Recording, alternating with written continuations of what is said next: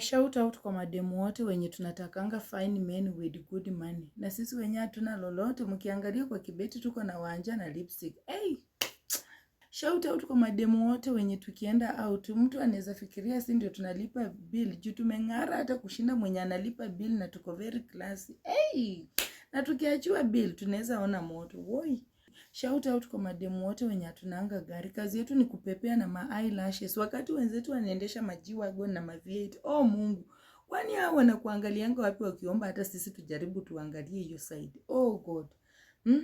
Shout out kwa mademu wote wenye hatufanyi kazi lakini hatunanga deni ya landlord. Makofi kwetu. Shout out kwa mademu wote wenye tukikanyaga huko nje tumedunga luku, tumeweka perfume ya cologne na kuambia tukitoka huko nje watu watasema wewe demu ni adjudicator. Kumbe una lolote, kazi yako ni kusuna tu town ukipiga tabu. Makofi. Shout out kwa mademu wote wenye we fake it until we make it. Hey, shout out. Okay, shout out kwa mademu wote wenye wana believe in God, wanajua siku moja itajibu. Amina. Last but not least, shout out kwa mademu wote kama mimi. Wenye huwa uingie kila box ya mwanaume ndio baadaye uchukuliwa advantage kwa sababu ya shida zenye uko nazo. Stay focused, be classy.